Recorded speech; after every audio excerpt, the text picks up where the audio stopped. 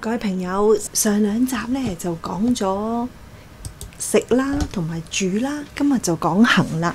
我哋個行程呢，第二日就嚟到一個叫仙女山嘅地方，咁呢個就係佢哋嘅停車場，同埋我哋落旅遊巴嘅地點呢。因為我哋喺呢度呢就要轉嗰啲小火車上山啊，所以呢個就係仙女山嘅火車站啦。呢啲就係小火車啦，都唔係好少嘅，不過都即係要一段路，同埋係越上越高嘅，所以導遊都提我哋着多件衫，因為山上會比較凍啊。咁因為個海拔咧去到2000幾嘅，咁嗱呢個成個小火車都好安全嘅，因為一路都係爬坡，咁我哋就坐喺度咧就準備等開車啦。上到山上面其實係一個好大嘅草原。如果你去過內蒙古嗰啲，你覺得呢個草原都即係好普通，就唔係真係好特別。不過咧都好舒服嘅，又感恩啦。我哋因為天氣好好啊，陽光普照，所以我哋可以喺草地行，同埋坐喺草地度。有啲羊啊，啲牛啊，其實佢基本上都唔係好驚人嘅。不過對我哋嚟講，最印象深刻反而就係呢啲啦。係咩呢？就係當地咧嗰啲遊客啊，即係啲大媽啦，我哋所以你叫人哋，佢哋咧好認真㗎，擺晒 pose 啦，好有組織啦，好有紀律咁啦。一班人喺度咧練啊，點樣去排啊，點樣去跳啊，點樣去擺 pose 去影相啊。咁我哋見到佢哋咁開心咧，其實都感染咗我哋都好開心。因為我哋聽導遊講咧，佢哋90幾年咧都仲唔係成日可以食到豬肉。即係當時個環境其實唔係咁好，但係咁樣啦，短短10零20年，佢哋成個嘅氣候好咗好多啦。佢哋可以享受生活，好似我哋一樣咁，四處去旅遊，去享受同朋友一齊嘅快樂。咁你見到佢哋嗰啲歡樂嘅樣啦，同埋佢哋即係好認真咁去對待個旅遊㗎，即係又排舞啊，又喺度影相，又擺唔同嘅 pose 啊，都覺得好特別嘅。好啦，咁夜晚黑咧，我哋就睇一套叫做《印象舞龍》嘅表演，係張藝謀導演咧做策劃嘅。咁全中國的7笪地方有得做㗎啦。首先要經過一條好似時光隧道咁嘅物體喎，咁都行得幾遠㗎，都幾分鐘先行完。對我哋嚟講都幾震撼㗎，好得意喎！即係好少入場睇一個表演要經過一條長嘅時光隧道，咁咧。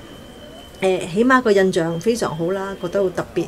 另外入到去啦，就係一個花園，亦都有呢啲燈光效果，呢啲藍色閃閃啊，啲好似有啲動物有啲雀仔。咁其實行入去都行嘅時間都好長，咁都有啲期待嘅。咁究竟個表演點呢？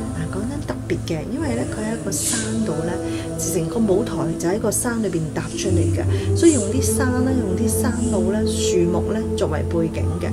咁亦都認真製作嘅，有100幾個演員喺度唱歌。不過咧，因為佢哋係以四川嘅土話去表達佢哋啲牽夫啊，佢哋啲許嫁嘅一啲嘅習俗啊。咁我見有啲老人家就睇到瞌眼瞓啦。點解？因為聽唔到啲土話，同埋因為有字幕，但係好細啊，所以佢哋未必會睇得到咯。如果你中意呢啲表演，都值得嚟一嚟睇嘅。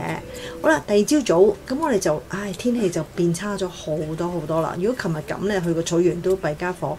今次我哋第一個景點咧係一個玻璃跳台，因為我哋會去睇一個叫天坑嘅地方，係一個好就係咁呢咁嘅石頭呢啲叫喀斯特地貌嘅地方。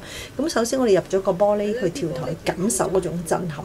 但因為落雨，真係唔係幾好彩，因為都幾大雨，變咗咧好多水啊，蒙查查。因為我哋應該就企喺個玻璃懸空咧，啲感覺應該都幾驚啊。但係因為而家咁多水咧，你睇落嚟而家大家望朦朦地，你睇得唔係好清楚。雖然你望到啲石，望到下邊其實好高，我哋記得原來下邊係啲路係啲草地，但係嗰種驚嚇感咧爭好遠啦。不過都唔緊要啦，都值得睇下嘅。跟住咧，我哋就會要行去即係嗰個入口處啦。咁佢門口有一個介紹圖嘅。呢個地方其實天坑係一個好特別嘅地方，佢叫天生3橋，有3條橋為天然形成嘅。咁係全世界最大嘅，咁係都值得嚟睇下嘅。咁你見到門口咧有個變形金剛喎，點解咧？原來因為咧變形金剛曾經喺呢度取景啊，咁因為實在呢個即係天坑嘅風貌咧真係好特別嘅。如果你拍呢啲咁嘅飛嚟飛去嘅戲咧，我諗都係好好睇嘅。所以另外一套戲都喺度取景嘅，遲啲我介紹啦。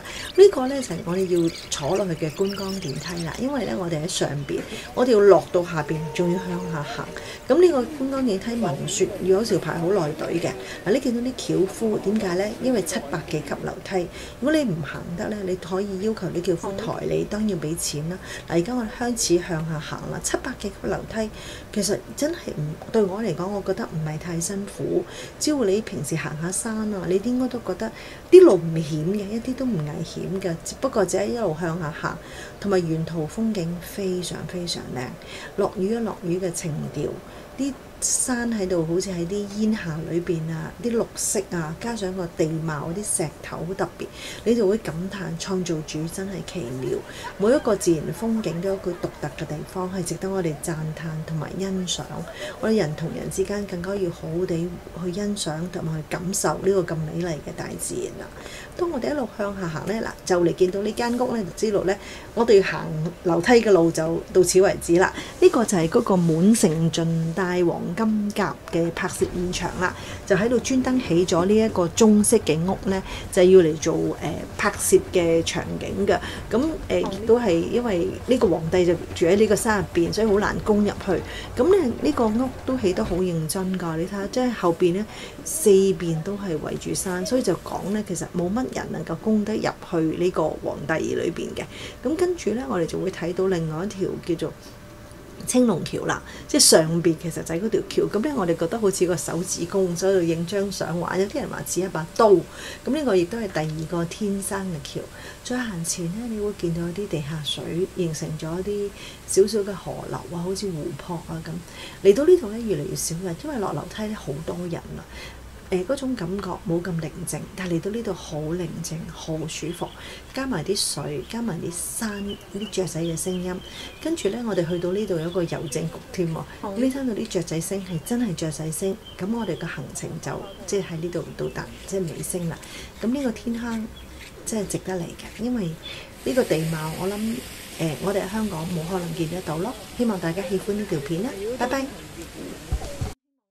希望呢條片大家喜歡啦！如果大家喜歡，記住撳個 like 同埋同你嘅朋友分享啦。好，今日到此為止，拜拜。